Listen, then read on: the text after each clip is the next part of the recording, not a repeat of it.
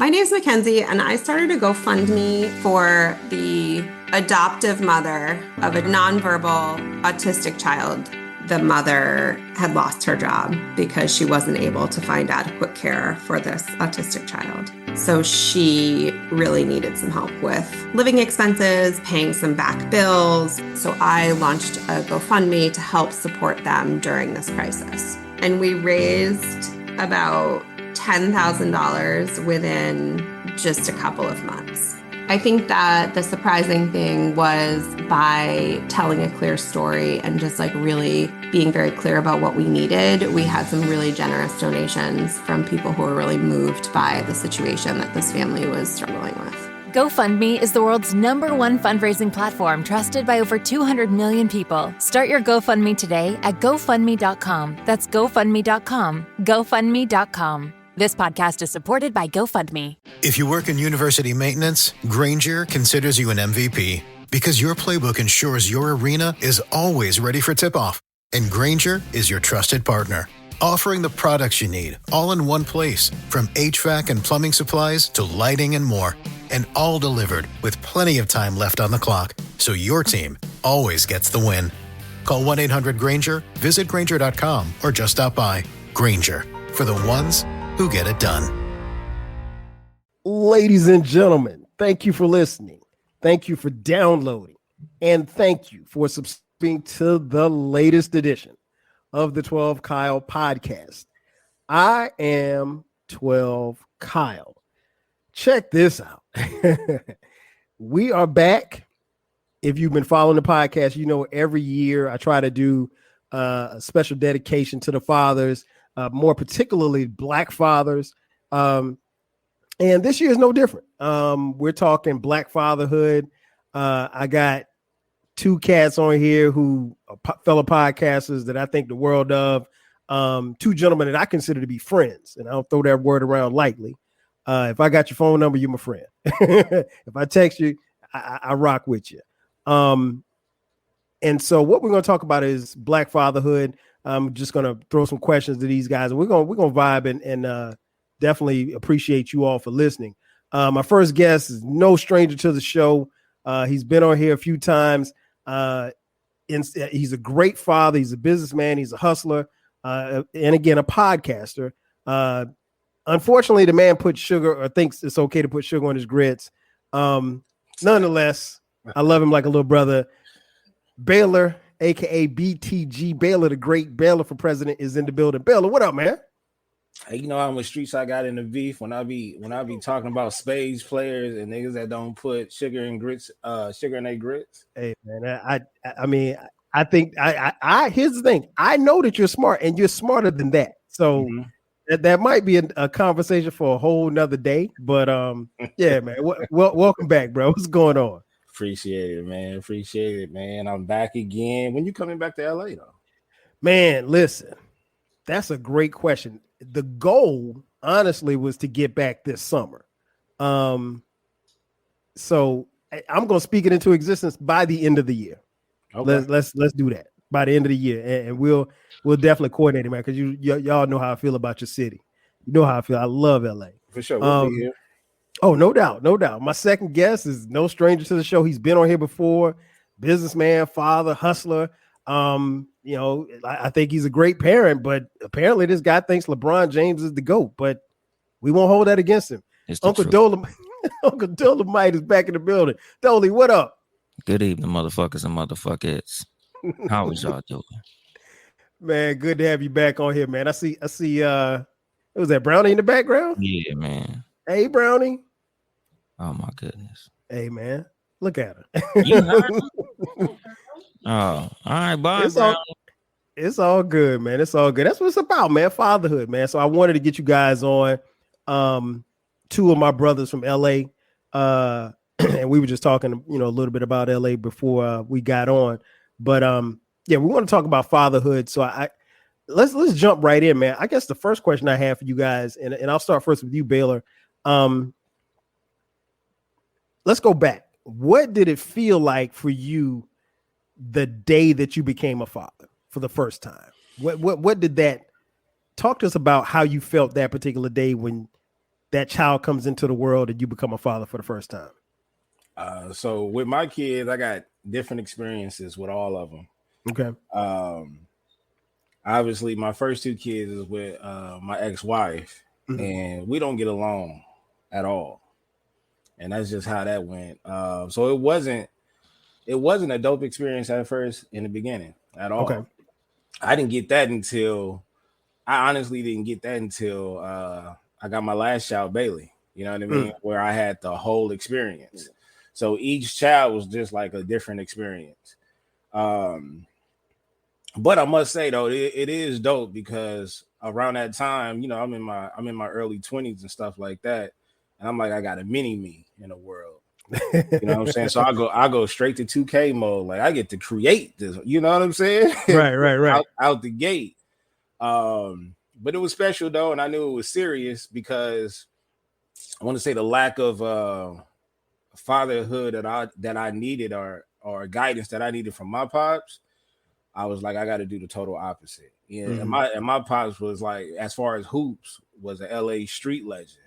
You know what I'm saying? And that's what bothered me the most. So he had a legacy as far as hoops that is still lingering or whatever.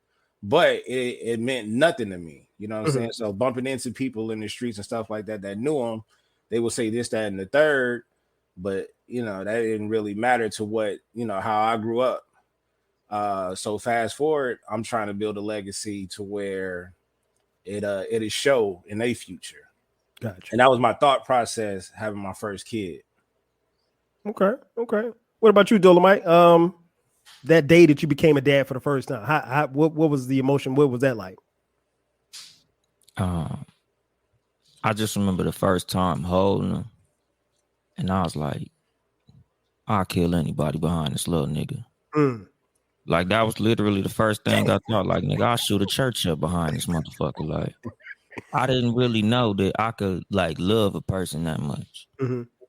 Like, that shit tripped me out. Like, you know, like, you don't realize the capacity that your heart has until you start having kids and shit. Like, right. I know I love my mom. I know that I loved my wife. But, like, that shit hit different when I held my kids. Like, oh, yeah, no, this a whole different level right here. Like, that shit was a trip. But as far as, like, with me, it was always something that I felt like I did something right. Not that it turned out the way I wanted it to, because I'm not with their mother no more, but like it was like a goal of mine to have my kids with my wife.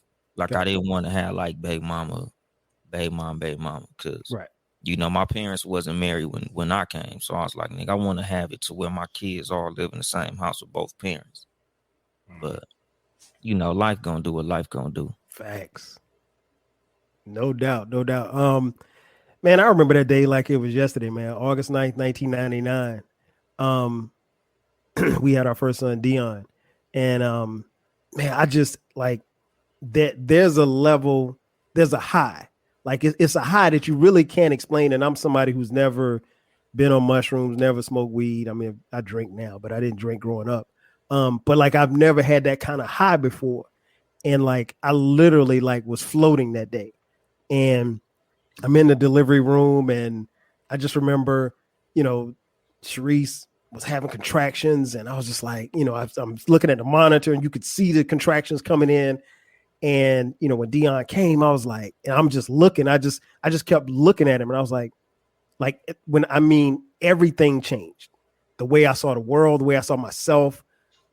I became, you know, because I think the thing that people don't understand is that we as men generally are selfish by nature, you know, and we're goal oriented. We want to do certain things, and we have certain things that we want to accomplish. But all of those goals get heightened because now we have somebody that is totally unequivocally, you know, dependent upon us to get it right. And, you know, they don't come with handbooks. You know, there's no manual. There's rights and wrongs that we incur as fathers. But yeah, that day, man, I'll never forget it. I mean, like I was floating, man. I called my dad, and my dad, he always talks about how it made him feel and how he was, feeling, or how he heard me sound. And that's a moment, and that's a it got better. Well, I don't want to say got better. It was the same feeling each time when we had subsequently Cameron and then Brandon and then our daughter Skylar. But yeah, I'm with you guys. It was I felt those same emotions. I'm with you, Dola. I didn't think about I could kill somebody for, but yeah, I can. Definitely could shoot up a church if I had to. So when we talk about Black fatherhood, and I'll start first with you, Dolemite, and I've heard you talk some, not a lot, and it may have been in previous podcasts, but since I've been rocking with you, I've heard you mention, your father and everything. Talk a little bit about your father. What kind of father was he, or wasn't he? He was like hands off. Okay. Like I knew him, and like we have a relationship, but it wasn't like my dad taught me so much, and we spent so many times, and we have so many memories. It was kind of like I don't think he understood what fatherhood meant. Okay. I think his thing was more like, hey man, long as I fulfill the obligations that I have, I'm all right. The little nigga got shoes on his feet. He ate. Cool. All right. I ain't gonna spend too much time with this motherfucker. If I'm going somewhere and my homeboys got their sons, I'll take the nigga with me. But I ain't finna be around this little motherfucker too much. I got my own shit going on. Like my parents was young when they had me. My mom was 18, my dad was 20. So okay, that nigga, he was living his 20s. Fact. So like I have memories where like, when I was little, this was like the Crenshaw. This was like the peak of the Shaw when it was the Shaw. Mm-hmm. So he'd take me with the low riders and shit, and then he'd lead me to my own devices. Like I'm walking up and down Crenshaw with my little homeboys. Nigga, we like 10. And we on the Shaw. All our daddies is hopping low riders. We in front of Harrison Ross hanging out. I'm sure Baylor, Harrison Ross, the Wiener Schnitzel over there. Yeah. Like, he was big hanging out on the Shaw, like kicking it. But as far as like a relationship with the dude, it was shit that he taught me. But for the most part, what I learned from my dad, I learned through watching, example, not really so much hands-on. Like it wasn't like we threw footballs and all that type of shit. It was more like Pop picked me up because it's his weekend to have me. Mm-hmm. We talked for the ride from, say, Pomona to Compton, or from Rialto to Compton, or from this neighborhood to that neighborhood, because there was a time when I lived in Ma Piru on the other side of town.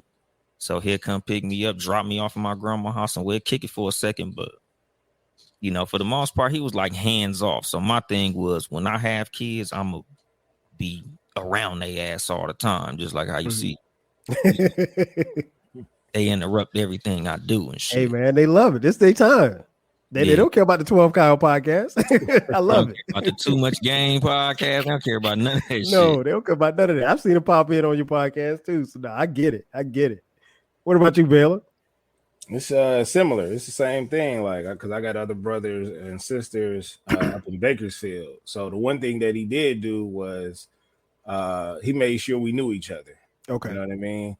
But the same thing, like he would take me to, he was in his 20s as well, so he would take me to like random parks where he was hooping at, and I was at the age where I'm just watching my dad play basketball, not really knowing what's going on or nothing like that, but I'm all up in Athens Park, Bethune Park, you know what I'm saying? I'm at all these parks where he just randomly take, because it's a hoop session, you feel me? Mm-hmm. And then when I grew up, I understood like, oh, now I'm hooping everywhere, right, just like him, but it was hands off, like Dolemite said, because he would always tell me, he was like, you right-handed, I need you to work on your left hand. You work on your left hand, you gonna be, the sky's the limit. And now as an adult, I'm like, nigga, you gotta teach me how to use my left hand, bro. Don't tell me, like, teach me how to use my left hand. But that stuck with me. And then there's just moments here and there where I needed certain things, like in the season coming up, like, Pops, I need some shoes. I need some hooping shoes. You know what I'm saying? I wanted the Scotties at the time. Scotty, one of my favorite players. Right. Man, he ended up getting me he bought me like some $60, $70 sneakers, dog. And it came with red shoestring. Now I go to Fremont, predominantly Bloods. Mm-hmm. But our rivals is Locke, you know what I'm saying? All Crips, right? Mm-hmm. And I remember I'm like, dog, I can't wear these shoes. I can't wear these red shoestrings. Like, what are you doing, bro? You know what I mean? Now, first of all, they not the shoes that I want. Okay. And you got me red shoestrings. Like, come on, man. Like, he not paying attention to the atmosphere that I'm a part of. And so it was more like that. But the one thing I will give him credit for is that he made sure that all my other siblings, we kept in touch or we knew each other and things like that. So I needed much more than that, but you know, I got what I got. Okay. Dolemite, I apologize for not knowing. Is your dad still? I know Baylor's dad is. Is your dad still here? Yeah, he still live in Compton. He used to fix my Harleys and shit. Okay.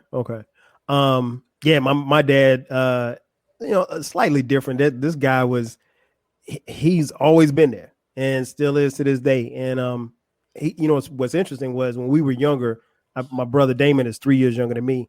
He would always tell us, he's like, you know, as you guys get older, I'll go from being a father to more like a friend, like your best friend. And that's really what it's been, particularly as I've, you know, moved on into adulthood. But my parents divorced when I was 13, going on 14. And, you know, we still stayed close. He just moved to the other side of town in Florence, South Carolina. And, but no, he was the exemplary dad. I mean, like, he was there every day. He was there for football. He was there, you know, any of our activities. And he was, you know, when we were in the house together, he was always present in the house. And, you know, there's a certain level of fear that you had, you know, that you would have for your dad. But, you know, ultimate respect. And then as I got older, I realized, like, this guy is like my fan. Like, he's like my number one fan, my number one champion. You know, he's, you know, he coached me in Little League football. And I mentioned on the podcast before, like, for as dope as I was at football, he always told me, he's like, if you'd have played baseball, he's like, you'd have gone farther in baseball than you did, you know, in football. And I was like, well, Dad, I played college football. You know, I was like, I wasn't playing on no Little League, you know, stage. And he was like, well, yeah, he said, I think you probably would have played. And he's like, I'm not being biased. He's like, but I think you would have made it to the major leagues. And I mean, like, he believed in me that much. I don't think I would have made it that far, but you know, it's whatever. But he's just a proud dad, man. And over the years, we are still close. I mean, like, we talk literally like every day. And you know, he is this cat he's the type of dude, man. Like, I could get my dad on the phone and I could be driving, and if I'm driving, even if I don't really have much to say, or I could just be listening, because my dad can talk, right? And so that's a gene that he obviously passed on to me. And yeah, sometimes I'll be in the car, man. I've driven in the car and he was talking and I lost signal and he's still talking, and then I catch the signal over on the other side wherever I'm going, and he's still talking and didn't even realize I was gone. So but yeah, he's definitely, everything that he said was going to be with us. Definitely like a best friend. He's somebody I still, even though I'm grown, I still bounce ideas off of. I don't want to say advice, because I make my own decisions, but there's not any type of major thing that I do that I don't, you know, check with him. You know, with him being a grandfather, he's obviously biased now. So it's like, you know, I like kids get in trouble or something like that. I mean, yeah, I took his phone.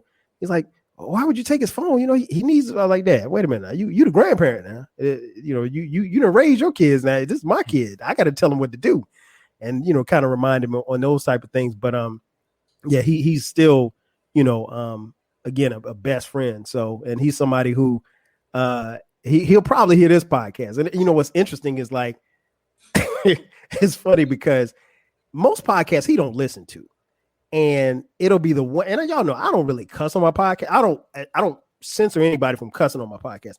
I just don't normally cuss on my podcast. And the one podcast that I get on that I start cussing, he's like, yeah, I heard that podcast. I was like, damn, I did a lot of cussing on that podcast. And it's like, I'm like, but I'm grown. I'm 50. You know what I'm saying? Like, I shouldn't be shamed. You know, I'm 50 years old. I got kids, you know, but that's my man. That's my man, 30 grand. And I don't take for granted the relationship that we have, because I know it's special. And I think, and I've said it before, I think it's in part because he didn't have a great relationship with his dad. And my grandfather, and it was bugged out, is my dad sent me a picture of my grandfather like 3 weeks ago. And that's the first time I've ever seen him. Like, I'd never seen him. That their relationship was so bad and so toxic that, you know, I talked to my grandfather, I want to say twice on the phone. In fact, he lived in LA. He left New Jersey, moved out to LA, chasing a skirt, and he stayed in LA for like, the better part of 30, 40 years or whatever like that. Nate fell out, and yeah, he sent me a picture of my grandfather. And that's the first time I seen him. And like I said, and he passed away when I was in college in like 94. So they didn't have a great relationship, but he made a vow that, he would have a great relationship with his sons. And subsequently, that's what we have with me and him and my brother. I guess my next question is, there's always competition, right? And Bayle, I'll start with you. There's always competition. I know you mentioned hoops. Your dad, was a legendary LA basketball street baller. So a two-part question, Baylor. Did you ever beat your dad at anything? And the second part is, have your kids ever beaten you at anything? I'll never let my kids beat me in shit. Hell no. Bailey included. Right. I mean, she got me in gymnastics, but everything else, hell no. I never played against my dad. Okay. No, I never got the chance to do that. But I definitely would have tried to go at him. I know I got a lot of his traits. His traits. Like if I ever come off as an asshole or cocky or something like that, that's all my dad traits. All of it. And I can honestly tell you that's just a part of my personality. How I treat you as a person, that's who I am. But my personality though, I'm gonna ruffle a couple of little feathers, you know what I'm saying? But that's how I play around, and it's how I grew up too. You know what I mean? Like you had to be sharp with the tongue. You know what I'm saying? Because the bullying is different out here. Oh, yeah. But nah, if I would have had the chance to play him, I would have went. Oh man, I would have went at him. I would have dogged him. So 17. If you had to play against him in his prime and you 17. Who you think winning? He might have me at 17. I was like $160. I was give me like 2021. Okay. Okay. So prime Baylor. Okay, gotcha. Okay. Yeah. Okay. What about you, Dolemite? Did you ever get a chance to beat him in anything? And are you letting Deuce and Brownie beat you in anything? I beat him at being a father. But shit, as far as no, I don't let them beat me at a motherfucking thing. Like I don't teach my kids mercy. Like nigga, if you compete to win. Like Brownie beat me at like some board games though. I ain't gonna front. Brownie a beast with that shit. Like nigga, we played like guess who? She whooped my ass, nigga. I was not trying to let her, nigga. She just served me, nigga, just straight up. Like it just was what it was. But as far as like video game, I beat the shit out of Deuce. We have fun, we do what we do, but I wear his ass out, nigga. Like I'm not finna allow you to beat me because that's not the world. The world not gonna let you win. So nigga, you don't win until you earn that shit. So nah, like, and that wasn't how I was raised. My dad wasn't an athlete at all. So nigga, at 12, I could beat my dad at any athletic anything. Nigga, if we played basketball, he knew. He saw me. Like, we had block parties in my neighborhood. So we be out playing ball. We set up the courts and shit. He saw me. I dunked on his homeboys and shit. Like, and I look at him like, I wish you would jump up my fucking ass on me. I pray to God you jump on this motherfucker so I can embarrass you in front of everybody. But as far as competition, my dad always competed with me in other shit. Okay. Like, oh man, by the time I was this age, I had this kind of car. Oh man, by the time I was this, I had this. And I'm always like, nigga, we'll see, nigga. Let me get about 30. I'm on your ass. Like literally, whenever me and him would have these type of conversations, because we do, I'll be like, nigga, my house bigger than yours. So now what? He can't mess with you. Yeah, like nigga, I got a 5-bedroom house, nigga. Like, now what? But as far as, like sports and shit, nah, we don't have no competition. I far surpassed them. My mother's side of the family is all raw athletes. Like nigga, I was dunking. My first time dunking a basketball, I was 5'6". So my dad can't fuck with me in sports. Gotcha. Yeah, I much like y'all, man. I don't allow them to beat me at anything. The thing I'll say about my sports debate. What'd you say? They whooped your ass in that fantasy Man, draft. that was rigged, No, bro. no. Somebody had one laugh. of them had a good draft. I forgot who it Cameron. was. It was Cameron. Yeah, y'all, Cameron. y'all a little disrespectful when it comes to Penny. That's a whole nother conversation. Man, And well, Rondo. Cameron's a fan. Cameron's a fan of Penny. I don't know why, but he's a fan of Penny Hardaway. He got good taste. Man, Penny's listen, this a dude, fucking beast. he's still asking for a Penny Hardaway jersey for Christmas. I'm like, nobody wears jerseys. Like, Dad, I just want to put one up in my room. I was Man, like, man, barring injury, Penny probably would have been one of the top 10 point guards of all time. agreed. So why you acting, like? Why are you saying like why Penny? Like you saying that shit is no, but something. No, I'm not saying it like that. I think because like it's odd because when you think about our kids and their ages and the athletes that they were exposed to, and then the ones they just kind of found out about later, he was one of he found out about later, and it's like it just kind of came out of nowhere. Like I'm like, well, wait a minute, how you know about Penny? Because obviously he wasn't born because Deion is the oldest. He was born in '99. Cameron's born in 2002, so he never saw Penny play. So it was just YouTube. But I mean, like, but don't that speak to Penny's greatness? Yeah, oh yeah, definitely. How do you feel about Muhammad Ali? For me, Ali's the greatest of all time.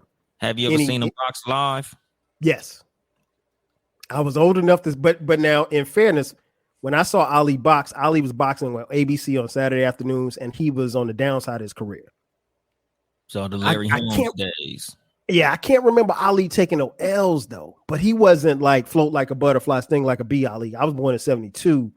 Ali probably finished boxing like 83, maybe 82, 83. You seen the part of his career that I seen of George Foreman. Yeah. Fat George Foreman. Mm-hmm. He won the championship. He wasn't he wasn't breaking the fucking sandbag, George Foreman. No, he wasn't on that lane. But even that podcast, man, that y'all mentioned, that was fun to do because I've been wanting to get them on. But we, as I mentioned on that podcast, we are extremely competitive in this house, even our daughter Skylar. And so like because every pick, you could just hear y'all cats laughing at every pick. I was like, y'all won't let cats slide for nothing, bro. I'm telling, and Sharice and I are competitive. So it's a really competitive. And when everybody's together, when the oldest two are home from school, man, we will sit every night. And I think I mentioned the podcast. If not, I'll mention again. We will sit every night. We eat dinner around 7. Here, 7:30, Jeopardy comes on. Dogs. We will literally sit. Everybody's answering the question, and I said it first. I said it. No, you said it first. No, I said it first. I mean, like, it's literally we're in here competing to see who gets the most answers right. If you say something wrong, like Cameron's answer always, anytime they ask something foreign, it's always Italy because he thinks he's gonna get that right. But yeah, we're ultra competitive, man. So to answer the question, no, I'm not gonna allow them to beat me, but they're at that age where basketball, they want to play me one-on-one, not gonna happen. Because I'm old now, you know what I'm saying? I mean, I got the back down game, but other than that, like, you know, they running and jumping, they play ball all the time, especially the older two, they play in college. You know what I mean? They hoop with their friends in college. Beat my dad. I did beat my dad. He was 40. and if I call him right now, he'll swear up and down that this didn't happen. We had a foot race. And he was like, I think I was like 12 or 13. And he was like, I'll beat you. You know, I can beat you. You ain't faster than, because you know, at that time I'm starting to get a little speed by myself. So I'm confident, I'm cocky. And this dude really tried to race me. So we had my stepbrother, he was about 40 yards off. And man, I got out the gate, and I'll admit he kind of closed in on me. But at the finish line, there was one champion. He swears up and down to this day it was a tie. I'm like, Dad, it's not a tie. If I beat you by 2 feet, it's not a tie. So I could call this dude right now. He'll swear up and down, and he gonna take that with him to the grave that he tied me in racing at 40. His thing was like, I'm still athletic. He had a pot belly at 40. He wasn't fast. I got him. So I think that experience just taught me, like, when your kids get to a certain age, when they can beat you at stuff, whether or not it be athletics, whether or not it be, you know, video games, that's when you can't play them because you don't want them to have that over your head. So Yeah, I ain't trying to see that. My next question, I'll start with you, Dolemite. I have my thoughts to the answer of this question, and it's one of the reasons why I have you guys on this podcast. But I'm going to ask you, Dolemite, who are you as a dad? Who am I as a dad? Like I'm, like I said on that episode about fucking John Morant, like I'm the homie. Like not the homie in the sense of like what I defined as a homie, but like I'm like the big homie. Like I'm their friend. Like we cool, we have fun and shit. I hold them accountable, but for the most part, I'm the fun parent. Like I let they mama be the bad guy. Nigga, that's her fault. She fire and brimstone. But like with me, it's more we kicking it. I give y'all niggas life lessons. I teach y'all motherfuckers. Like I'm trying to show y'all what it is about, what this life shit is about. But as far as like whooping ass and shit, I'm not like a strict disciplinarian. I'm more of a, as long as y'all don't burn this motherfucker down or hurt each other, it's all fair game, nigga. Like we kicking it. And this nigga playing Grand Theft Auto right now. She got braces, but she eating popcorn. You know damn well. You got braces. Ain't supposed to, yep. That's exactly what the fuck she doing right now. She over there eating popcorn. She got all my fucking jewelry on and shit. We just be in this motherfucker having fun, like. But for the most part, I just make sure that I guide them towards the realities of life. Like, nigga, as long as you handle your business and do what you supposed to do, life is an enjoyable thing. Nigga, just don't do no stupid shit and you'll be straight. So, as far as a father, nigga, I'm hands-on, but I'm hands-off at the same time. Brownie. As she walks behind you with popcorn. Yeah. Like, and the jewelry on, though. Yeah. Like, what is you doing? What about you, Baylor? Very similar, man. Like I want to be, of course, you got to be the enforcer, but I want to be the cool uncle too. You know what I mean? You got to tell them, like, to me, it's all about the image, but the image got to be consistent. Like when they not watching, you know what I'm saying? So I don't want to be fake in front of them, and then I'm somebody else when they not looking. So my son has actually said this, like the way he treats his girlfriend, he sees the example of how I treat his mom. You know what I mean? Right. And then like with my daughter, the whole thing is like, man, you try to teach them as much game, shout out, that you can to them before they leave the nest. You know what I mean? So when they go through these certain experiences, they can reflect on, oh no, Pops handled it like this. You know what I'm saying? Whether it's my son or it's my daughter. Nah. You, the way you talking to me, you, and I get it. You don't want to do too much because when they get into their relationships, it's not going to be like how the relationship is with my wife. But at the same time, you take the good traits from that. You know what I mean? Okay. And that's what I do. I'm only the enforcer when they just getting out of pocket. Like when I see my wife and everybody know, man, when she not happy, the house not happy. Right. And when the house not happy, I'm upset, right? Because I want to be happy and I get agitated. So I start, my wife, it's a running joke in the house. Like literally, everybody be laughing about this. When I get mad, I slam cabinets, all kind of shit. Be scaring the shit out of them, right? But you gotta show that level. But most of the time, I'm even keel. You know what I'm saying? Like we very competitive. Nerf gun fights. We go out, go swimming. Sometimes they come to the jacuzzi with us. Sometimes they don't. But it's like, and we talk to them, and we give them an opportunity to talk back. You know what I'm saying? Okay. Not in that way, but no, challenge me, because even though I'm your parent, I'm not gonna always be right.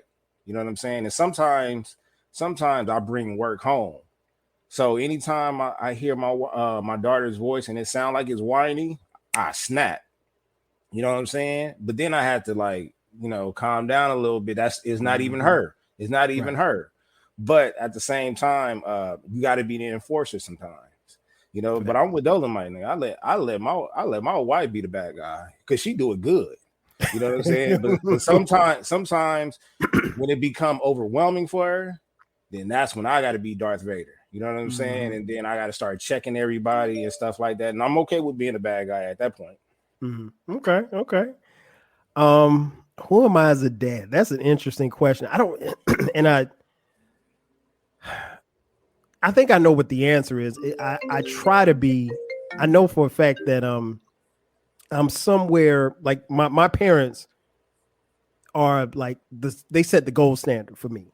I think whatever level of success that I have, they didn't reach it, but like I'm still chasing them as far as like I've surpassed them financially, but I'm still chasing them as what I think a parent should be.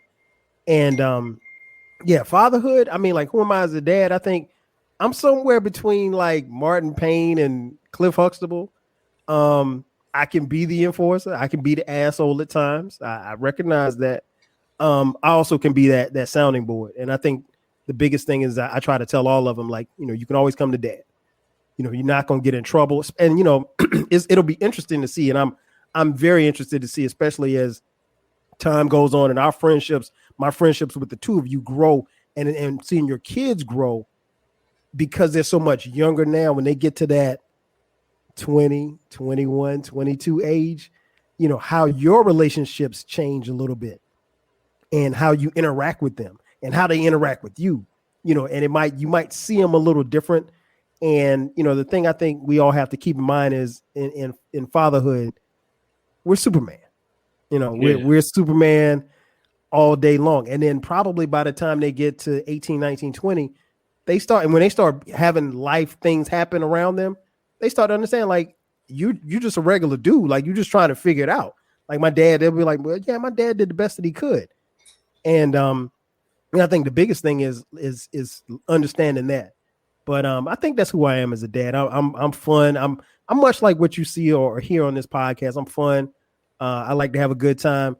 I like them to, my one of my key phrases is stay focused. Like, stay focused, because anything can get you off track. And I know that they have the world at their fingertips, and they don't have to make it any harder than it's already going to be. One of the things that they constantly say sometimes in this house, they be like, well, Dad, that's not fair. That's not fair. My response is, life ain't fair. I was like, and I told our youngest son, Brandon, the other day, I was like, man, listen, I said, when you step outside these four walls, nobody gives a shit about you. I said, understand that. I was like, nobody, and I spit it to him real, just like that. I said, nobody gives a shit. I said, now there will be people that want to see you win. I said, but it's going to be a whole bunch of people that want to see you lose. I was like, so you can't get caught up into what people think about you. It's about what you think about you and what you mean to the people who love you. I said, outside of that, it is what it is. And so these life lessons, I try to impart upon them each day. And then it's also, like you said, Baylor, how I live too, because the thing that my dad told me and my brother Damon, he said that, the best advice he got when he became a father was, he said, you have to be three things. He said, you have to give your kids three things: love, discipline, and an example to follow. Now, the first two, relatively easy. The third one, is a little bit difficult, because you don't want to be somebody, you don't want to be this way with them one day and then this way with them the next day. Yeah. But yeah, that's that. I would say that's who I am as a dad. And it's funny because I was listening to your podcast this morning, Baylor, your most recent one, and you said something that jumped out at me. And I was going to text you. I was like, nah, I said, I'm going to save this for the podcast. You said, hood niggas raising suburban babies. Yeah. So my question to you, and then the Dolemite. Well, let me start first. Dolemite. Dolemite, you are a member of an organization. That's a good way to put it. You're a member of an organization. You have let that be known.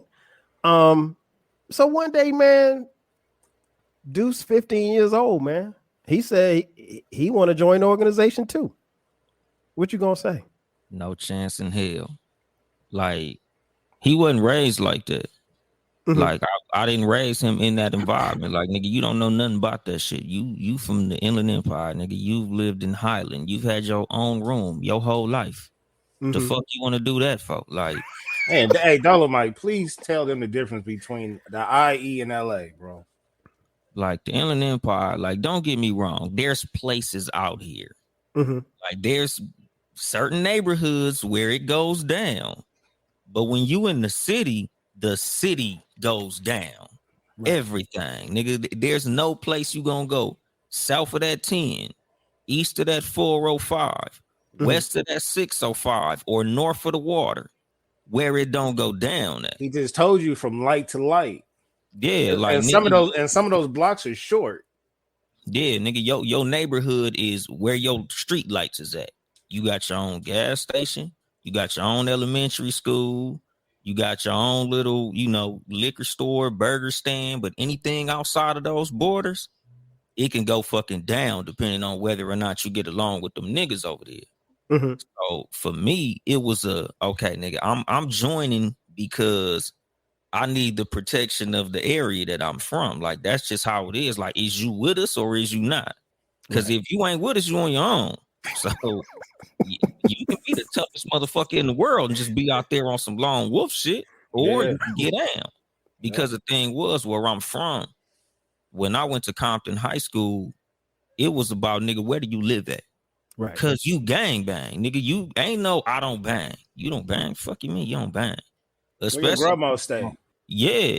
Nigga, where your mama stay? Where your daddy stay? Where do you They gonna figure it out. Yeah, like, oh, you kick it with that nigga? Oh, nigga, he from here, so you from there. Yeah. Oh, you kick it with 3 of them niggas from over there? Because that's how certain niggas became members of gangs they didn't live in. Because some of these niggas might have 6 or 7 friends from the neighborhood across the street. And you gonna end up getting your ass beat too. Because them niggas, because that happens. Oh, nigga, I'm from over here because I'm cooler with the 6 niggas from over there. But you live over here, though. Right. So you gonna get your ass whooped double time because you basically a traitor. You went and joined them. Like, I got a cousin like that. I got a cousin that's from the hood across the street who we don't fucking get along with.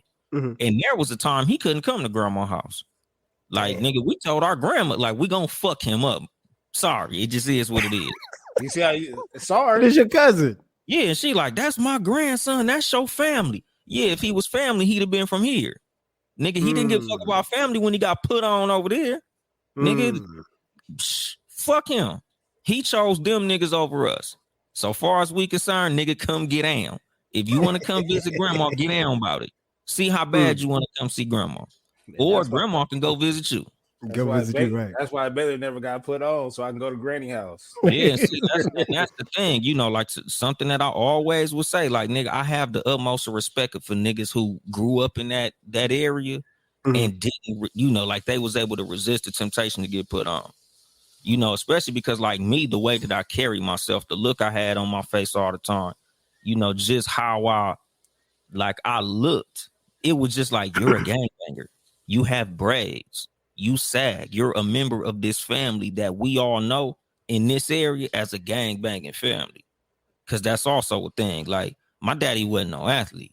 My mom was from the set. All my uncles and shit, all my older cousins was gangbanging. So it was kind of like, nigga, word traveled when I came to the high, like, hey, that's Big Mike nephew. So it's already like, nigga, we know you gangbang. I'm like, no, I don't. Nigga, I went to school in Rialto. Like, when I went to Compton High, when I went to junior high in Rialto, living with my mom. I just moved back to the hood with my dad because I fucked up in junior high. So I was like, all right, let me just move back to the hood because I ain't trying to go back and do a second year of 8th grade, nigga. So I'm going to move back to the set.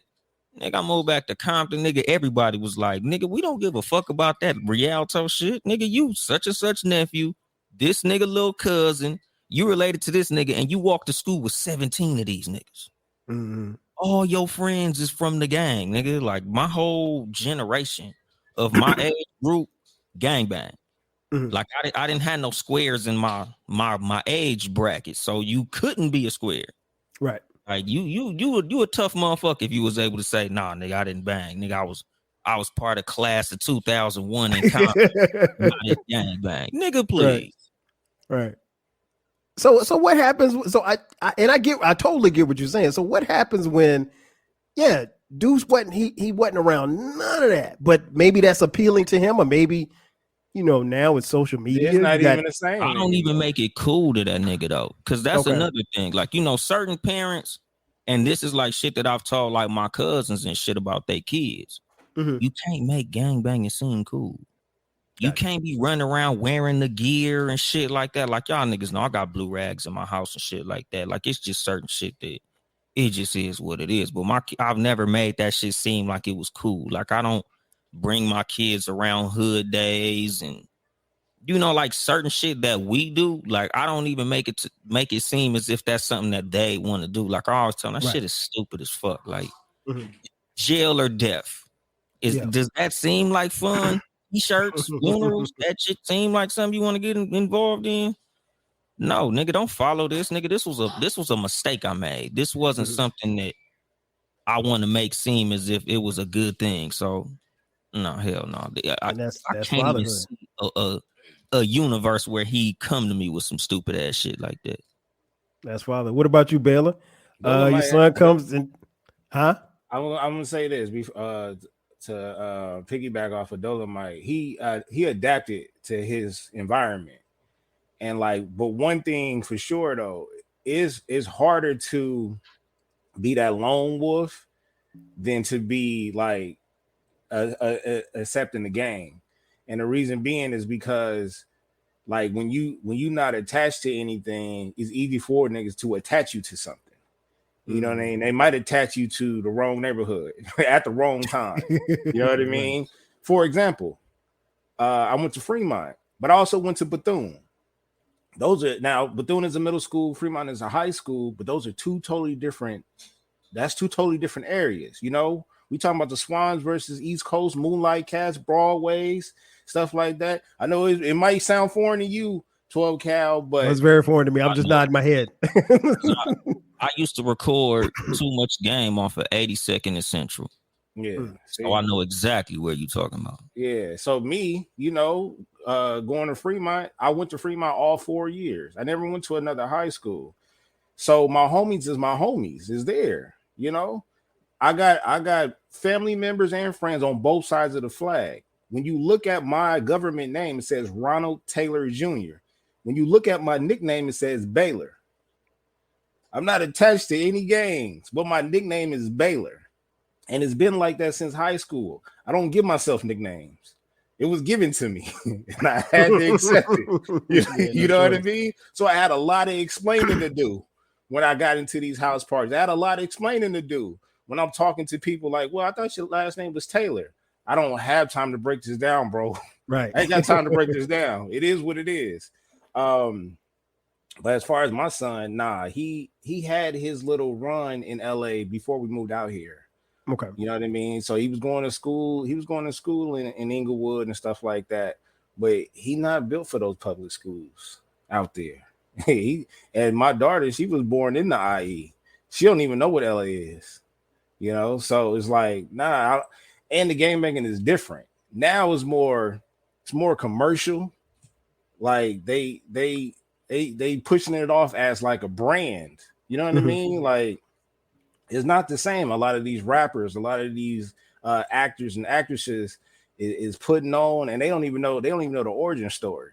You know what I'm saying? So I do talk to them, but they not in an environment. My son goes to Chino. He goes to the same high school the Ball brothers went to. You know what I mean? Most likely we trying to stay in the same neighborhood. My daughter gonna go to the same high school. They never went. They don't know what Compton High is. Don't know what Centennial is. They don't know what Locke. They don't know what Manual. They don't know what Fremont, Crenshaw, Dorsey. None of that. My wife went to Dorsey. I went to Fremont. So she understands it. We understand it. We all got PTSD off of that. But how we raised them in the neighborhood. Dog, I just finished tweeting out. I'm cleaning out my garage, waving at my neighbors. I didn't do that shit in LA. We ignore each other. You know what I mean? So it's different. It's different. He had his run-ins at school where they was fighting. They do a lot of ghetto shit at the school, but that's what we call it. It's just ghetto shit. Because you going to school with white folks, bro. I didn't start seeing white people like that until the college years. You know what I'm saying? Either they worked at the school or we went to their neighborhoods, like going to like South Bay Galleria and Torrance or something like that. Like, but in the hood, I grew up around blacks and essays. You know what I'm saying? So I had to adapt to my environment. I've seen enough to say, Nah, I can't. I can't do this. Technically, when I was younger, I got put on, but they didn't have my consent. Hey, But I stayed in different hoods all the time, man. I stayed off of Grape Street. My mom, we had to verbally fight my mom not to move us to Cedar Block. damn. Dolemite. Target. See, yeah. I was like, nah. The funny thing about Cedar is like literally, like game makes them seem as if like they the big scary nigga. You gonna get fucked up if you from Cedar Block. Cedar Block is like 6 niggas, and they surrounded by Crips. They basically inside a Palmer Block, which is a Crip neighborhood. They up the street from us. Like anything you want to do if you from Cedar Block, you pretty much better not tell nobody you from there. Damn. Because they don't have a gap. They don't have a school. They don't have anything. And I stayed in a neighborhood the total opposite of that, because I stayed off of 80th and San Pedro. Those are in that area is mostly swans, but on my block it was main streets. You know what I mean? So it was like, I don't know how it happened. I don't know how this is broken down. I don't know how they not beefing like that or anything. But main streets was getting their money though. They was getting their money. But I grew up around swans. I grew up around East Coast. I grew up around Broadway. I grew up around different gangs or whatever. My kids didn't though. So they don't know that. If they see it on TV, they see it on TV, but they didn't grow up in that type of environment. So I ain't got to worry about that. Yeah, I think both of you. Go ahead. No, go ahead, Dolan. Most of the kids now that push the quote unquote gang shit, it's something that they heard in a rap song, or it's something that they see an artist doing. And like I explained to people, my kids, when they get old enough to understand, a lot of these artists ain't like that. The game ain't like that. Like as much as he pushed that YG, he's not like that. Like us in LA who know a lot of the artists that push that shit out this motherfucker, they're not like that. Those niggas is just as gang affiliated as Kendrick Lamar is. Yep. Kendrick Lamar is just the one nigga who's brave enough to, like I said, resist the temptation to pretend he gangbang. Yep. Like Kendrick didn't bang, and he tells you in his music, nigga, I kicked it with them niggas. I might even did some dirt with them niggas, but that ain't my life. Yep. Game and YG, same shit. Game was an athlete, YG was a dancer. Yep. But you know, as you progress in the rap game, it's like, man, if you was a blood, you'd be leveling up. If you push the set, you'd level up. So a lot of rappers out of LA, they really busters. They're poets, my nigga. They're art geeks. Nigga, them niggas took music classes. But because of the temptation of the area, it's like a lot of motherfuckers just jump in. Because like with me, nigga, I've always said, I was made a gangbanger. I wasn't born to be one. Like, that's not the type of nigga that I got homeboys who, nigga, we grew up. You knew them niggas was gonna bang the set from kindergarten. Like, this nigga's a fucking knucklehead. Nigga, I was on the honor roll. I didn't plan on this shit, nigga. This was some shit that I was like, well, it's either get down or get fucked up. Nigga, I live with the nutty blocks. We don't fucking get along with nobody. Occasion don't like us. Spooktown don't like us. Farm Dog don't like us. Track New don't like us. It's a lot of motherfuckers don't fuck with us. So if I get put in a classroom with a bunch of these motherfuckers, it's like, niggas. Yeah, nigga, it's like, nigga, if I'm gonna have to squabble any goddamn way, nigga, I might as well get some of the glory of pushing the hood. So fuck it, nigga. I'm from Nutty now. So, okay, you want us to worry about homework? I'm trying to get home. You know, and that's the thing. And I think Mio and I talked about that before, man. I think those stories, even listening to you guys tell that, it's amazing to those of us who didn't have to come up in that type of environment, that the two of you came through that, saw your way through that, and went on to be who you became. And now, you know, the roles are reversed as far as like you raising kids. You know, I don't have, unfortunately, I don't have any hard rock, you know, Florence, South Carolina stories. Well, that's not unfortunate. That's fortunate. No, yeah, you're right. You're right. Yeah. One thing you said earlier that stood out, you was like, yeah, so when we all sit at the table at 7:00 and eat dinner, I was probably eating cereal by myself. Yeah. Yeah, and then and that's something that right. That's something that we decided to do as parents. To make sure that we have at least one meal, everybody sit down and eat together. Yeah. But just to kind of answer the question, I y'all know I didn't do anything crazy. I didn't do anything crazy other than firing a gun in the house. You went to Freaknik though. You went to Freaknik. Oh yeah, well, I mean, but I was in college then. I wasn't no little kid then. So if your son is like, "Hey, daddy, they bringing back Freaknik, I'm going. I need some ticket money." Well, y'all live in Atlanta. No, y'all don't need no ticket money. All he need is a ride. Shit. Yeah, and to be honest, though, you don't need that. Some gas money to get up the block. All you gotta do is get on MARTA. MARTA will take you. Oh yeah, exactly. No shit. It'll take you wherever you want to go. I would have a conversation. I wouldn't say no. Like I don't project, and it's funny because Sharice and I had this conversation. Like I never in high school, I never smoked, never drank. I didn't have my first drink until I was 26. But I know that at some point, somebody's gonna put a cup in their hand and be like, "Well, I know Dion Hill. I mean, he's 22 now, 23 now. He drinks every now and then. It's not something that he does on a regular. In fact, he's had a couple of drinks with us. But like, I never say you can't do that. Even when we talk about sex, I'm like, you should wait. But I know in reality, I mean, it's probably not going to happen. It ain't going to it's going to happen whenever it happens. And there's nothing I can do about it. And when your kid's getting it in. So it's always interesting when they grow up, because you find yourself telling yourself, okay, well, when I get to be grown, I'm not going to do my kids like, yes, you will, yes, you will. And so, I don't really hit them with the don't do as I say is do as I do. But I also explain to them, well, yeah, I did do that. But the difference is that I grew up in Florence. Y'all growing up in Atlanta. And, the thing that I tell them all the time is like the Atlanta that y'all see on TV, the Atlanta that y'all hear in rap songs, that ain't the real Atlanta. That's Black Hollywood. That's what they've made it up to be, and we had like me and my sons had long conversations when, what's the guy that got the rapper that got thrown in jail? Rollo? No, the big one. Oh, YSL. Young Thug. Young Thug. I keep saying fucking Slim Thug, Young Thug. So, I mean, man, we had long conversations about that. And I'm like, look, I was like, there's like, oh yeah, free Young Thug. I was like, he ain't getting out. Y'all don't know what that nigga did.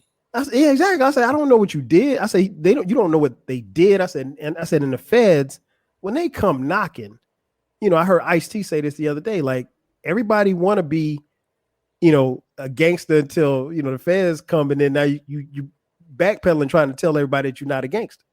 So sorry to interrupt you, but no, like, when I hear those statements like free such and such, I got homeboys I grew up with, and I don't say free them. It's some niggas need to be in that motherfucker. Like I got homeboys, like literally, like don't free that nigga. Leave that nigga. He's exactly where he needs to be, my nigga. Like, nah, keep him, hold him there. That's my nigga. I love that nigga. Love him. Keep that nigga. He's a threat to society. He belongs there. Mm-hmm. They never been in those rooms though. 12 Cal where everybody want to be a gangster till a real gangster walk into a room. Oh, facts. And that's why I never became one, because I've been in some rooms where it was some real killers, and I'm not no killer. Yeah, I'm not. I ain't either. I'm as square as a rectangle, and I'm proud of it. Yeah, and the thing I tell them, like, just I try to impart my wisdom, but I mean, like, I'm not gonna, if they say, well, hey, did you smoke weed when you was in high school? I'm like, no, I didn't. But I mean, like, I also know that I can tell them the pros and the cons of it or whatever like that. But I love both of your answers because you both have lived a certain way and you're not hiding that from your kids, but you also impart to them like, look, I did this. Maybe I did this because of the circumstances that I was in, and I did everything in my power to get myself and my family out of those circumstances to where that's not even an option for you. And now if you run to it, like Dolemite said earlier, it's dumb. Like, it doesn't make any sense. Like, nothing about that life. We worked hard to put you out here to where you don't even, it shouldn't even be a second thought.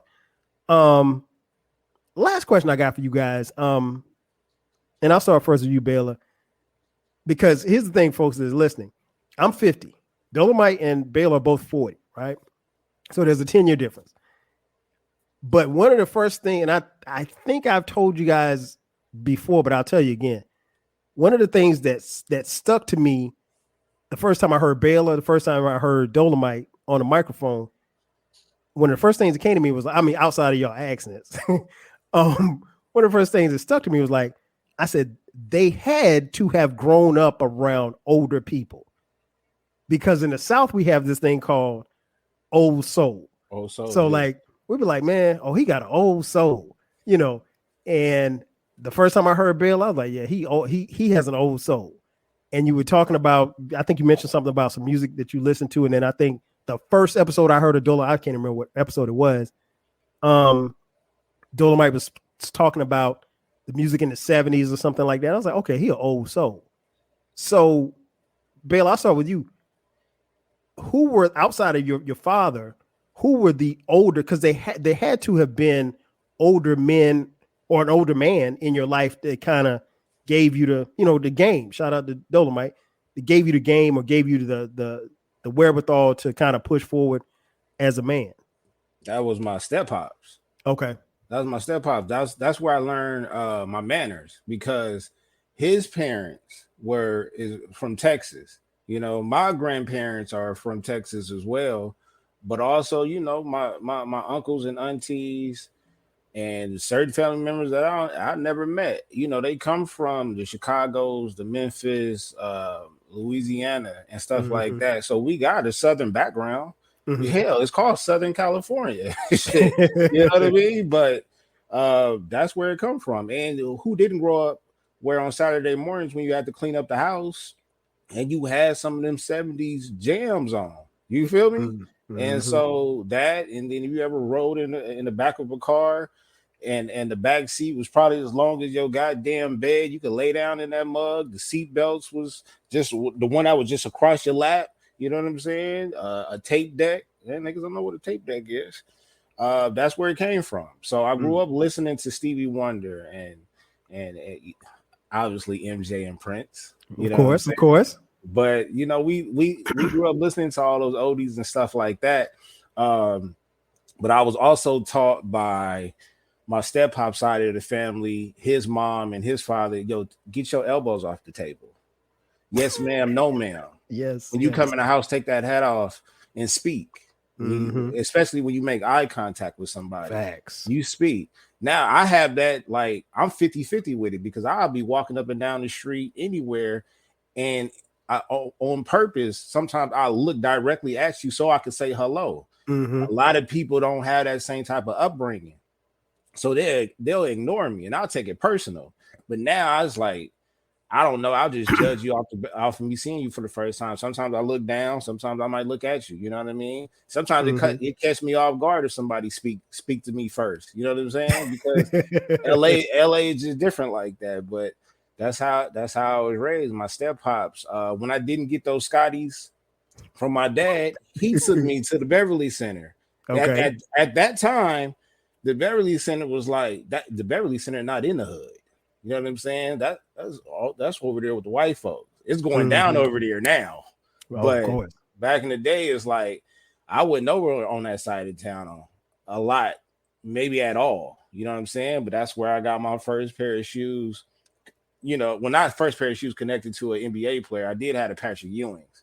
But that's a whole other I had those in middle school. But you talking about the AIR Scotties? The one with the red stripe at the bottom. Oh, okay, yeah, you talking about the Pippin tools? Yeah, the Pippin tools. There you go, the Pippin tools. Because the AIRs, them bitches was expensive. Those like 110, 120, something like that. Bitches was like 180. Yeah. Them motherfuckers came out because that was the first shoe that had the air bubble go. Air bubble, exactly. Them motherfuckers was 180. I remember that shit like it was yesterday, because I told niggas when the Concords dropped, them AIR Pippins was way harder than the Concords when the Concords came out. Hey, yo, Dolemite to tell you, dog, besides MJ held it down in the 90s, but don't sleep on them Barclays. Niggas was dying over them Barclays. Yeah. heavy. Man, You know what I'm listen. saying? Like them Jason kids. No, that was cold. Those were cold. And they still looking for those Jason kids to this day. Yeah, I got both the original pairs in my closet right now. I got a pair up here too. And the black pair with the checkerboard on the motherfucker. Okay. Yeah. And it wasn't no resale prices back then. You know what I'm saying? You can try on shoes back in those days. Mm-hmm. Yeah. Oh, no question. Literally go in the store and be like, can I get a size 10? Oh, these don't fit. You got a 10 and a half? Like nowadays, you got a raffle and lottery and all that shit. It's out of control. Yeah, when we was younger, nigga, even the hottest shit, like you might have to ditch school to go get them, but you could get them motherfuckers. And we did though, because when the cool grade 11s came out, oh my god, 70% of the school wasn't in class, and they all came. I remember because it was a rainy day, and those are patent leather, so you saw niggas with grocery bags around they around their J's. That was like the first retro Jordan. Yeah, because remember, Jordans was just Jordans. Like, nigga, we didn't call them the fucking 11s. We just called them the Jordans. Or J's. Concourse, they were just the black and white ones. Yep. Like, oh yeah, nigga, the J's just dropped. Yeah, they black and white. The motherfuckers hard as fuck. Yep. And then when the all white ones came, hey nigga, they just dropped some all white ones. Then when the playoffs came, hey nigga, the black and red ones. Yeah. It wasn't red. It was heavy. It was heavy competition with the shoes. MJ wasn't running the game by himself like that. You had the king. Oh no. You had, but everybody stepped in. Bo Jackson. The motherfucking Chris Webbers. I had the Grant Hills because my dad wasn't to spend no money like that. Grant Hills. And the Jerry Stackhouses. Yeah, they was feelers. Yeah, so I was team Fila because my dad wasn't gonna give me nothing over $100. So 89. Oh man, that's messed up. Hills, the Grant Hill 2s and the Grant Hill 3s. Hey, your pops, he owe you right now. $9.99. Everybody had Jordans. Them niggas had the Griffies. Them niggas had the Barry Sanders because niggas sleep on the Barrys. Yeah. Barry Sanders was hard than the motherfucker. Deion Sanders had some shit out. Oh God, like, man, listen. It was all type of shit out there. Like I was always getting the cheap shit. Like when niggas was when I was in the 9th grade, nigga, I had Aaron Brooks from the Green Bay Packers. Wow. Look them motherfuckers up, nigga. Aaron Brooks, he was like a wide receiver for the Packers. That nigga had his own shoe. I had them motherfuckers. Wow. I don't even remember them. Yeah. No, like $200 shoe. Man, we was wearing Dadas, M1s, Sauconys or Sauconys as Saucony, I call them Sauconys. Yeah, we call them Sauconys out here. Yeah. But literally, nigga, the box said Sauconys. That's a fact. That's a fact. We said Sauconys. Still call them Sauconys. That's a fact. We called them. And be careful with shoestrings you put up in there, brother. Your shoestrings used to talk for you. Killed behind them motherfuckers. Yeah, you know how many blue and red shoestrings I took out of the original pair? Put them white shoelaces. So white with smart move. White shoelaces, nigga, because they'll fuck you up. Yeah, and that was like a thing, like everything, like even like I tell niggas, I don't give a fuck what your favorite sports team is, nigga. Take that hat off. Oh yeah, across the board, maybe some high schools may have gotten away with it. Fremont never went to the uniform. I know Locke eventually did, but they had more shootings at their school than we did. But I know across the board, especially in the Coliseum League, we could. For my whole high school career, I could not wear a baseball hat. They would not allow us to wear. And the Raider jerseys, you had to flip them inside out. Damn. We had a Mexican gang out here called Florencia 13 F13. Okay. I was about to say, and they wear a lot of Raider jerseys. Do you remember Philip Buchanan? Yeah. He was 31. Yeah. So they used to flip it inside out to make it 13.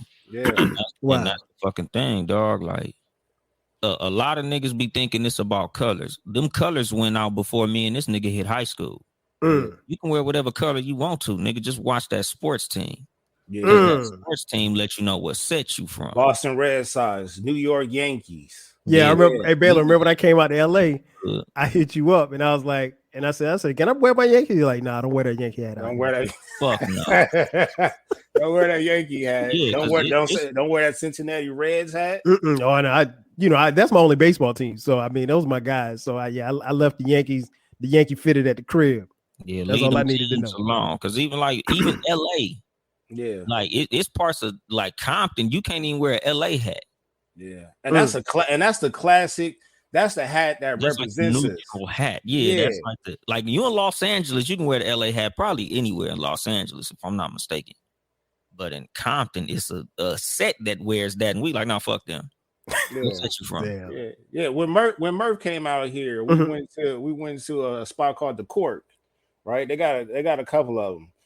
And he had on a hat. I said, yeah, you're gonna take that off. We're gonna put that back in the car. We're gonna put that back in the car. Just in case. I know we old, but Right. nah. Yeah, you don't want no problems. Go put that back in the car. It's niggas in our age bracket that's still active. Yeah. And that's the reason that you can still get into some bullshit. Cause nigga, you can have a head full of gray hair. Niggas 50 years old out here that still press their line. So Dolemite, so what about you? Was there somebody older, that kind of molded you, gave you game, if you will? Was there older brother, older cousins? My stepdad, he was always in and out of prison. Like he would always tell me, like, nigga, this shit ain't cool as they make that shit look on TV, nigga. Like these rappers make prison sound cool. They got songs about prison. Like prison ain't cool, nigga. You don't want to do this shit. And then like even like my OGs and like my older homies from my neighborhood. And it would be funny because when they would get out, they would be telling me stories about my stepdad. Like, oh yeah, nigga, I was locked up with Red. Yeah, that nigga told me whoop de whoop and such and such. And then like even like when I got older, he'll get out and he'll be telling me, them niggas told me what the fuck you be out there doing, nigga. I told your ass, leave that gang banging shit alone, nigga. You don't know we be in here talking. And like that's the thing. Like I was raised around a lot of motherfuckers older than me. Like even in my gang banging career, a lot of the motherfuckers who I kicked it with was gray hair old niggas. Like I didn't run with my generation. Like my generation was the BGs and the OTGs, which like in gang banging, depending on the years you was born, you get assigned a level. So like, like now I'm 40. So little young niggas be like, oh, that's my OG Uncle Dolemite. OG? Like the OGs is like my mom and them. Like them is the OGs. The niggas I was born in the early 60s and late 50s. That's an OG.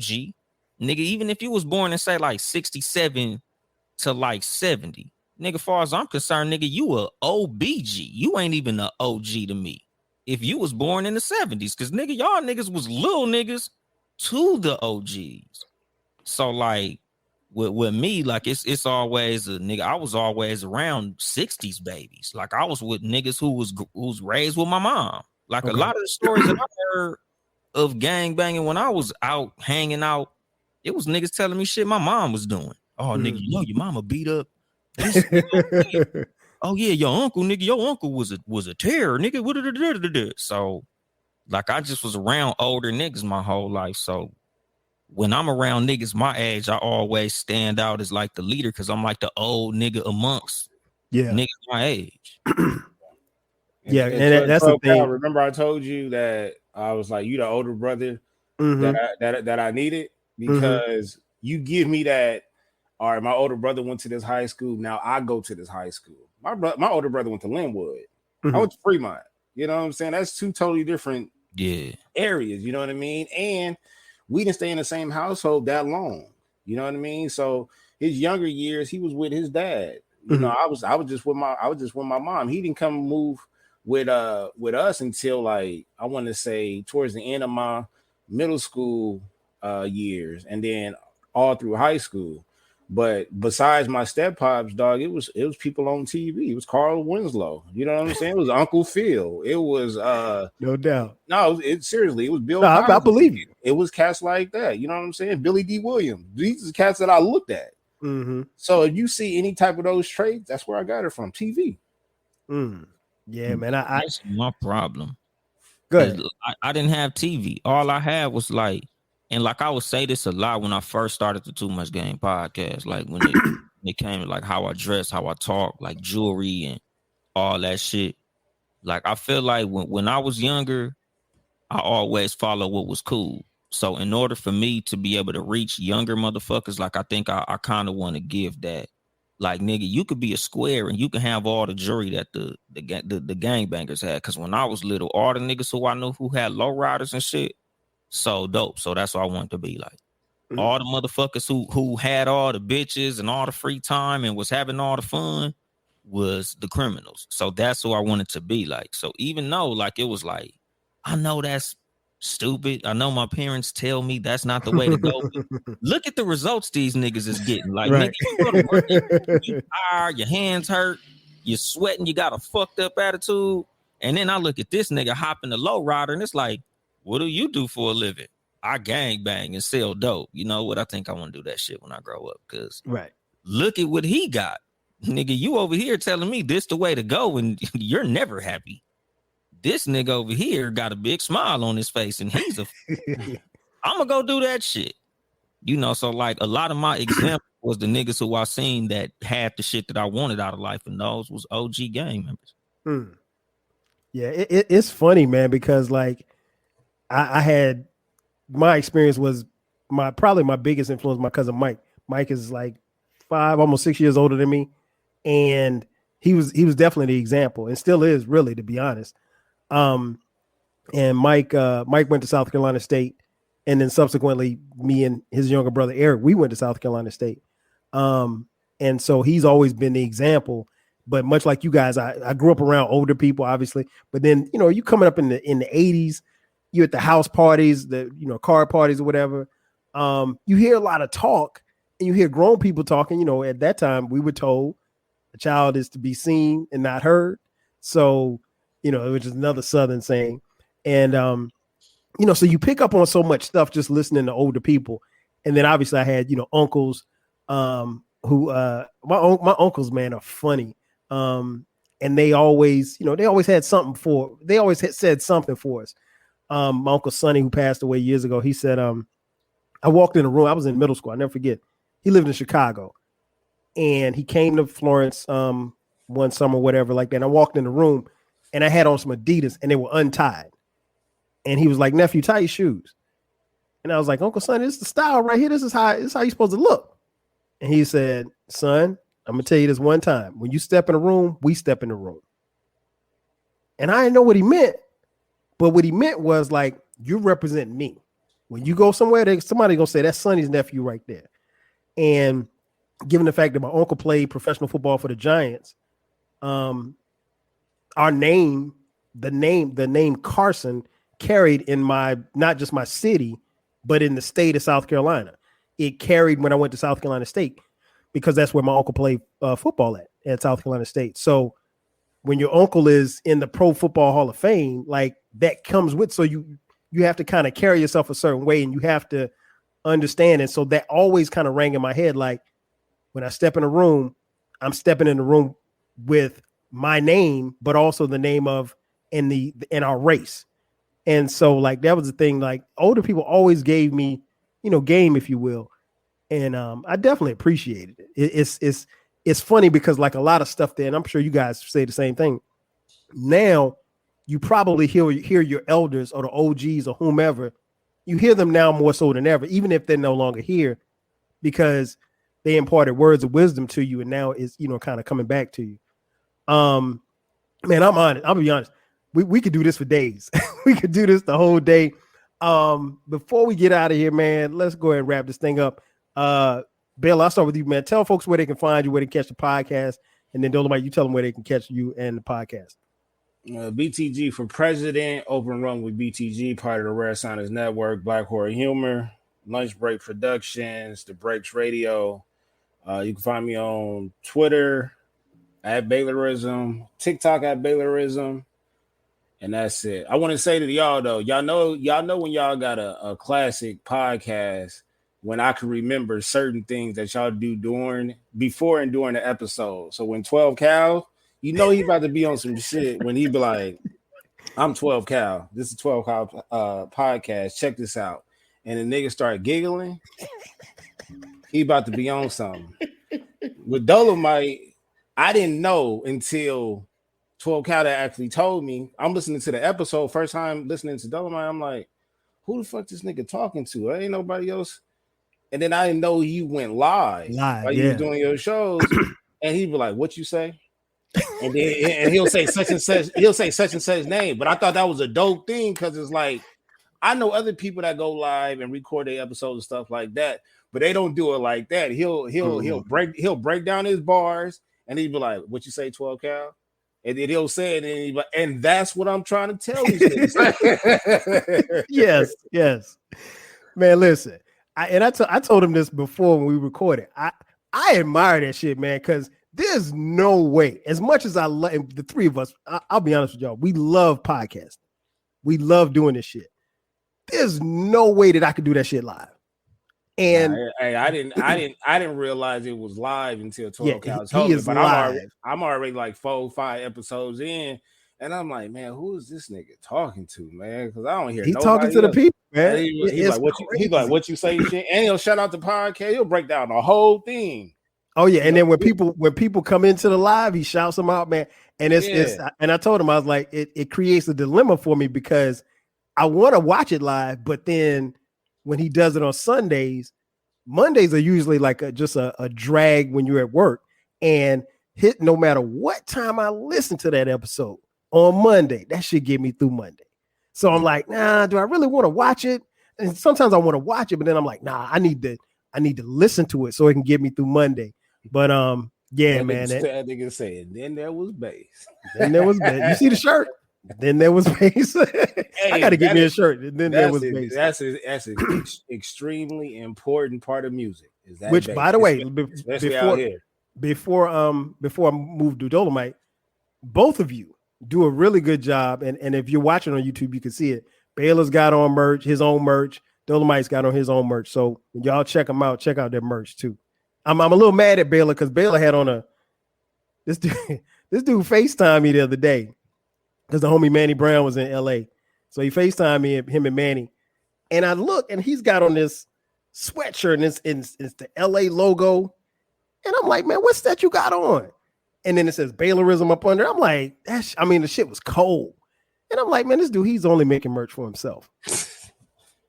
He's not giving it to nobody. He's keeping it dope shit. One off though, like nigga. Yeah, you gotta have that one off. It's me right here, nigga. Dolemite, you know what? I would have been cool had I not seen it, but we were halfway through the FaceTime, and I'm like, wait, man, what the fuck that is? He got that shit cold because I wasn't paying attention at first. Yeah, but Baylor, he keeps some stuff, man. Dolemite, tell people where they can find you, man. Instagram and Twitter, Uncle Dolemite. Instagram. Too Much Game Podcast, Twitter, Too Much Game Pod, YouTube, Too Much Game Podcast, TOO Much Game, not the number 2, because niggas be trying to be fancy with stupid shit.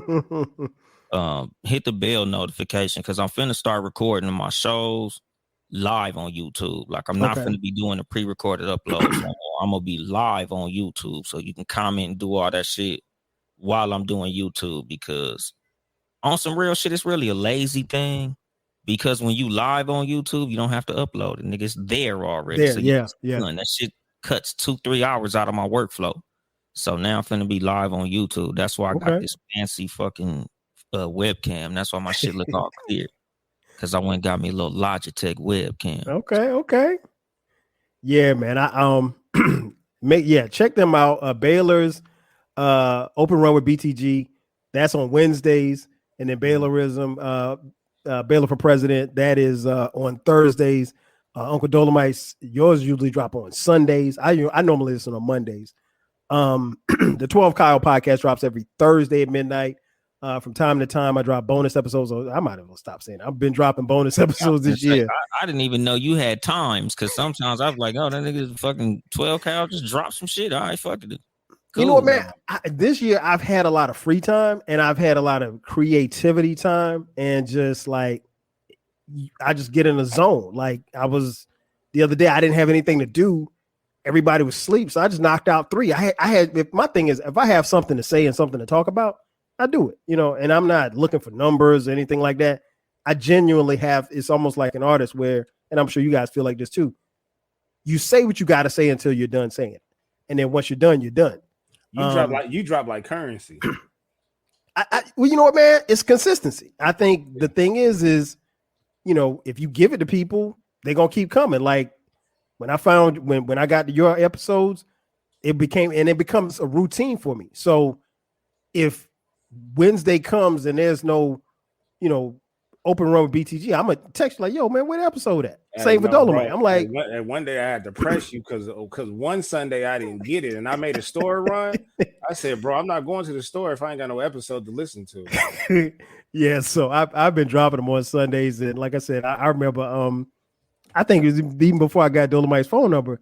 I hit up King Germ, and I don't know if Dolemite went out of town or something. Something happened that there was no episode on Monday. And I was like, yo, Dolemite ain't dropped no shit this week. He's like, yeah, I'll reach out to him or whatever like that. But yeah, man, this has been fun, man. I enjoy all of my episodes.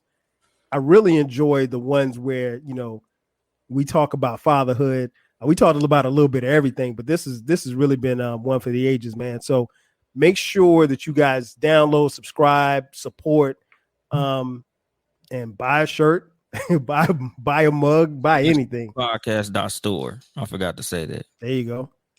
Watch this 12 Cal. Look at Dolemite when I raise this up. What? Look at these. Oh, them khakis. Motherfucking khakis. That's a classic right there. Hey, and you guys get on Good Pods, 12 Cal. I think I am. I got an email saying show is on there. Okay. Your show is on there. You're not on there because I just went to Baylor's page and Baylor is under the creator and his profile is on there. Okay. So is me. So is King Germ. Okay. I just follow Baylor on Good Pods and shit. So you got to get on Good Pods. That shit. Okay. All right. So that's going to be subscribe on Spotify, but Good Pods is like the wave now and shit. Hey, shout out. Shan put me up on that one. Yeah, she put me up on that. Shout out to Shan too. Yeah, I'm gonna definitely do that. I'll do that when we finish recording. That's gonna do it for us. So for my man Baylor, for my man Uncle Dolemite, I'm your boy 12 Kyle. We'll catch you guys next time. 5,000. When you manage procurement for multiple facilities, every order matters. But when it's for a hospital system, they matter even more. Grainger gets it and knows there's no time for managing multiple suppliers and no room for shipping delays. That's why Grainger offers millions of products in fast, dependable delivery, so you can keep your facility stocked, safe, and running smoothly. Call 1-800-GRAINGER, click Grainger.com, or just stop by. Grainger, for the ones who get it done. If you work in university maintenance, Grainger considers you an MVP because your playbook ensures your arena is always ready for tip-off. And Grainger is your trusted partner, offering the products you need all in one place, from HVAC and plumbing supplies to lighting and more. And all delivered with plenty of time left on the clock, so your team always gets the win. Call 1-800-GRAINGER, visit Grainger.com, or just stop by. Grainger, for the ones who get it done.